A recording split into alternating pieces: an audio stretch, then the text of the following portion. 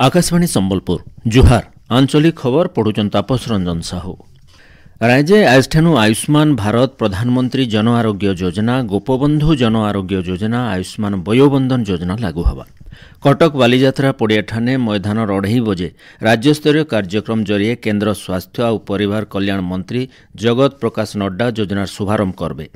उपरबेला केन्द्र स्वास्थ्य मंत्री श्री नड्डा कटक शिशु भवन नुआ कोठा उद्घाटन करबे। कार्यक्रम थी मुख्यमंत्री मोहन चरण माझी दुही उपमुख्यमंत्री केन्द्र मंत्री माने राज्य स्वास्थ्य मंत्री प्रमुख जोग देवार कार्यसूची रही। राज्यर 13टा जिल्लार भिन्न भिन्न विभागर मंत्री माने योजनार शुभारंभ करबे। 1405टा स्वास्थ्य केन्द्र राज्यस्तरीय कार्यक्रम सीधा प्रसारण देखाजिबार सहित आयुष्मान भारत स्वास्थ्य कार्ड भेल बंटाजिबा। योजना थी राज्यर 1 कोटी 3 लाख परिवार 3 कोटी 50 लाख लोक माहालिया चिकित्सा सुविधा पाई पारबे। फी हिताधिकारी मानकु दुही योजनार लागी गोटे लेखा स्वास्थ्य कार्ड दियाजिबा। आयुष्मान वयोबंधन योजना थी 70 बछरनु अधिका बयसर 23,13,000 हिताधिकारी अलगा कार्ड पाइबे। योजना मानके हिताधिकारी माने देशर 29,000 नु अधिका सरकारी और पंजीकृत बेसरकारी डाक्तरखाना मानके माहालिया चिकित्सा सुविधा पाई पारबे। नुआ कार्ड मिलबार तक पुराना स्वास्थ्य कार्ड नंबर और आधार कार्ड जरिए हिताधिकारी माने चिकित्सा सुविधा पाई पारबे। ओडिशा दिवस पालन दिनु राज्य सरकार ओडिया पक्ष पालन करुछन। ओडिशार स्वाभिमान गौरव परिचय कला संस्कृति के नेकिरी आबा 14 तारिख तक फी दिन गोटे खास ढंगे ताके पालन करा जाउछे। ओडिया पक्ष पालन 11 नंबर दिने युव लेखक सम्मेलनी कार्यक्रम हबा।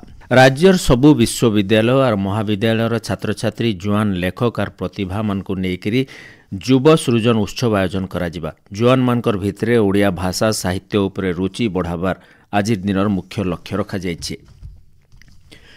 भारतीय रेल अमृत भारत स्टेशन योजना थी प्रमुख स्टेशन मानकर व्यापक पुनर्विकास मूल करिछे। केन्द्रीय ओडिशार अनुगुल तालचेर रोड मेरामंडली ढेंकानाल रेढ़ाखोल स्टेशन उन्नतीकरण करा जिबार सहित डिजाइन नक्शा प्रवेश पथ यात्री सुविधा विश्वस्तरीय करा जाउछे बोली पूर्वतट रेलपथ तरफ सूचना दिया जाइछे। रेढ़ाखोल स्टेशन उन्नति लगी 26 कोटी 93 लाख टंका मंजूर होइतिबार बेले भिन्न भिन्न अमृत स्टेशन लगी पर्याप्त अर्थ मंजूर करा जाइछे बोली पूर्वतट रेलपथ तरफ सूचना दिया जाइछे। आज जातीय निरापद मातृत्व दिवस। यह अवसर स्वास्थ्य सेवा सहित जोड़ी होइतिबार सरकारी और बेसरकारी अनुष्ठान माने सभा समिति जरिए निरापद मातृत्व के नेकरी भिन्न भिन्न कार्यक्रम माने आयोजन करुछन। माँ मनकर गर्भधारण प्रसव और तार परवर्ती जत्न लगी परिवार और सामाजिक स्तर थी सचेतनता सृष्टि करवाटा आज दिवस पालन मुख्य लक्ष्य है। संबलपुर हनुमान जयंती शोभायात्रा भाग नेबार लगी माँ समलेईंकर आज्ञामाल सहित भिन्न भिन्न आखड़ा दल के हनुमान जयंती समन्वय समिति निमंत्रण देइछे। माँ समलेश्वरींकर पाखे पूजार्चना उतरु आज्ञामाल अना जाइथिला। यह अवसर मंदिर परिसर पुरुष और महिला दल आखड़ा प्रदर्शन करथिले।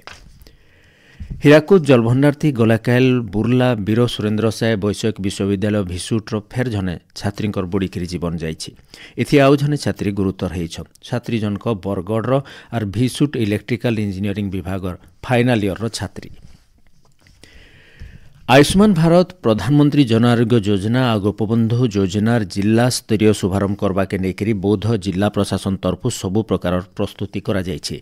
योजनानु बौद्ध जिलार 2,17,710 जन हिताधिकारी लाभ पाइबे। पहला खेपे जिलार 3टा ब्लॉकर 12टा प्राथमिक स्वास्थ्य केन्द्र 14,155टा स्वास्थ्य कार्ड बंटा जिबा।